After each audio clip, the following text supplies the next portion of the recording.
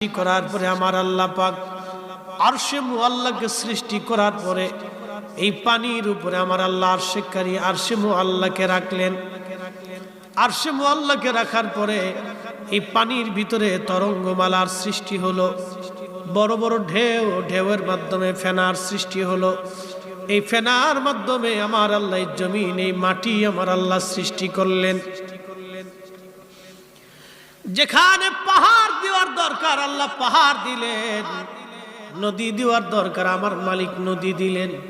পদ্মা, মেঘনা, যমুনা, পৃথিবীর বড় বড় নদী, ওই দজলা নদী বলেন, ফরাত নদী বলেন, নীল নদ বলেন, মরুভূমির ভিতর দিয়ে, আমাজন জঙ্গলের ভিতর দিয়ে, সুন্দর বনের ভিতর দিয়ে আল্লাহ পাক ক্যানেল, খাল কেটে দিয়েছেন আমার আল্লাহ। শত হাজার হাজার বছর আগে আমার আল্লাহ খাল কেটে দিলেন।